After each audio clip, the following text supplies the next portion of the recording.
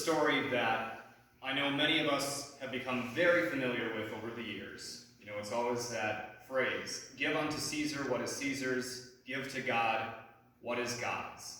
It's an ultimate question of who has authority. And for whatever reason, I always think of my father when I think of this passage. I always think of authority. I think of Terry Zimdars, who happens to be sitting a couple rows back. I grew up in a household where I was taught to respect authority, whether it was government, whether it was God, your parents, or otherwise. And today that certainly comes to a head in this gospel reading, that question of who has the greater authority. Is it the Roman Empire, who was in power at that time in the Holy Land, or was it God? And that was the question that was put before Jesus. And it wasn't a genuine question. It was a question to put Jesus on the spot, to show that perhaps Jesus was just a human like all the rest of us, and trip him up a little bit. But to go back a little bit, to give a little more background on this particular passage and set up this conversation that Jesus had with the Pharisees and the Herodians, let's take a look at who these individuals were and what brought them into this conversation. So as many of you know, the Pharisees, they were the folks who were the religious authority at that time in the Holy Land. They were continually pushing against the Romans. They had an issue with the occupation at that time and wanted the status quo to change. The Herodians were on the other side of the fence. These were the folks who supported Herod. They supported the Roman occupation to a degree. They certainly had their issues, things that bothered them, and it was both the issues that the Pharisees had with the Romans and the issues that the Herodians had with the Romans that brought them together in this particular instance to put Jesus on the spot. And this question that they had asked him, this question that was used to trap Jesus, was their way of trying to trap him. It was a question of taxes. And at that time, the taxes in that area were extremely oppressive.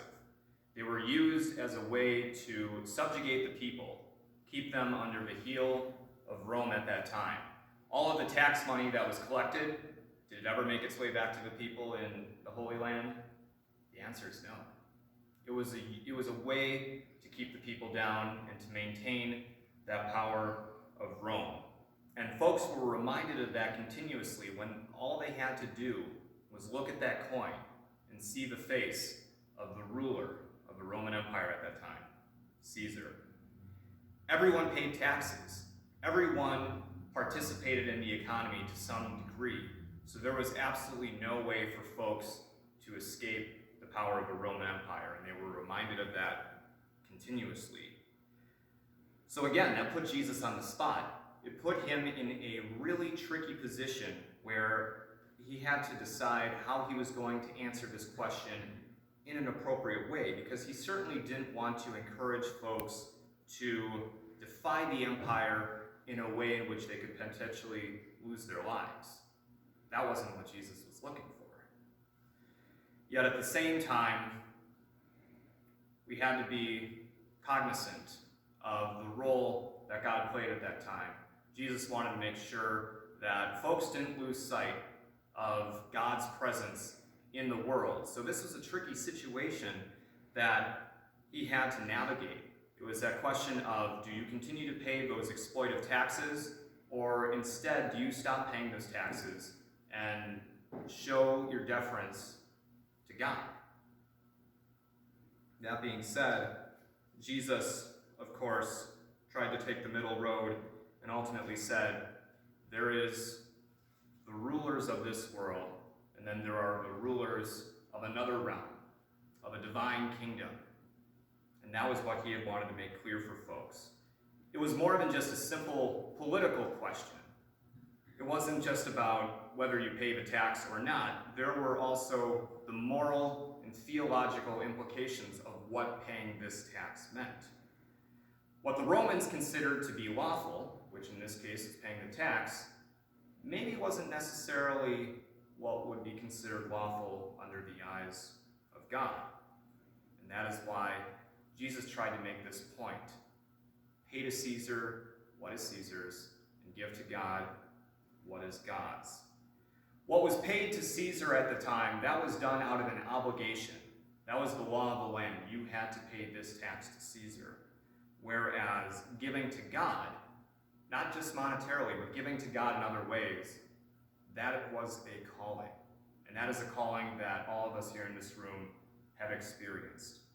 It's something far greater than just simply doing it out of obligation. It shouldn't be an obligation for us to give back to God what is God's. It is something that we should want to do.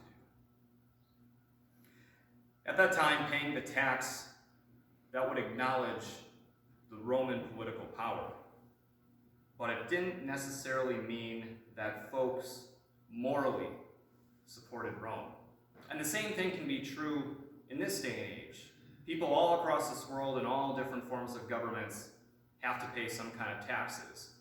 And just because you pay that tax doesn't necessarily mean that you agree with that person who is in power. We have to remind ourselves that the moral authority always, at the end of the day, belongs to God. It doesn't belong to any earthly rulers. God is calling all of us to be part of the kingdom of God. And that doesn't necessarily mean that you are always at odds with whatever the earthly kingdom is at that time.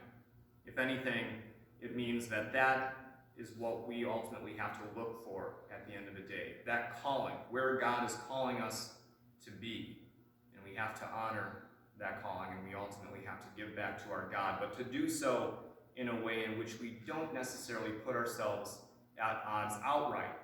In a situation like this, where Jesus fully knew doing so would cost people their lives.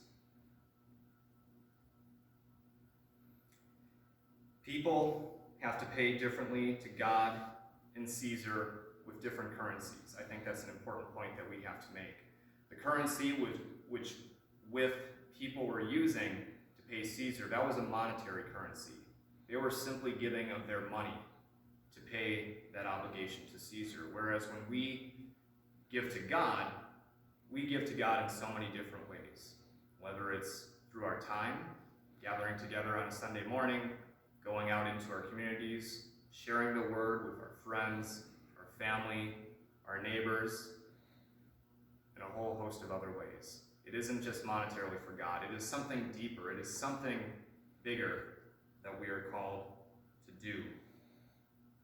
And we got to continue to promote that kingdom of God, regardless of what the current political situation is, which, of course, as we all know, that tends to change from year to year, every 2 years, every 4 years.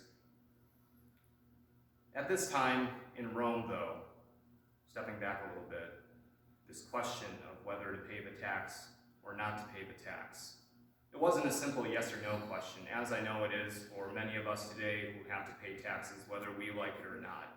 It's not a do you pay the tax or don't you pay the tax. There are always consequences.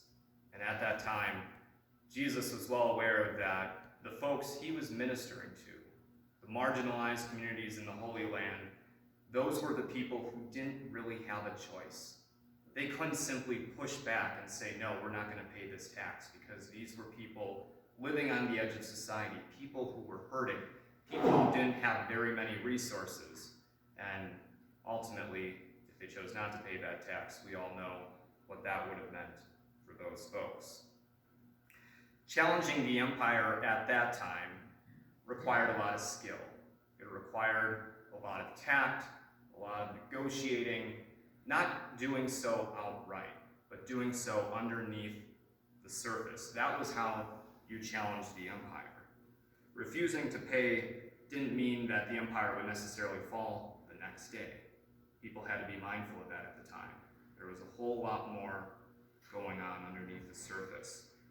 And that still, to this day, remains true when we find ourselves in situations like this, where we are put on the spot as Christians, and we are asked, who do you give your authority to? Is it the authority of this world, our government, the other powers that be, or is it to our God, who we have been raised to love and respect from the very beginning? That is the question that we are still given to this very day. And we have to remind ourselves that we are disciples of Christ, that we are disciples of God. And as we continue to go out into this world, as we continue to navigate the sometimes tricky moments that we may encounter, where we find our faith, our personal values at odds with what we are seeing in our own communities, with perhaps what we are seeing in our government, with our elected officials, we have to ask ourselves, how in those situations do we still continue to honor God, to love and to serve, and to live out Jesus' calling, to love our neighbor, in spite of some of those odds and some of those challenges that we may face? And that's what I want to leave everybody here with today, just that reminder that, again, we are all disciples. We are all called to go out into this world and to serve our God in many unique and wonderful and different ways. And we have to do so in spite of the challenges. I know at times it can be overwhelming. There might be some social circles we find ourselves in where to announce that we are a Christian, to share our deeply held beliefs and values, may put us at odds with folks. But yet we have to remind ourselves that there are times where we have to give to Caesar what is Caesar's, and then there are times where we have to give to God what is God's. But ultimately, at the end of the day, we can rest easy knowing that our God is above all else, and that is who we continue to serve. That is who we continue to give our time, our resources, and all of the other good things in this world. So despite those challenges, always hold on to that hope of what we are promised. That other kingdom, not this earthly kingdom that we are living in right now, but that promise of that divine kingdom and what is to come. And may we do all that we can within our power to bring the kingdom of God closer and closer to all of those that we know here and around our community.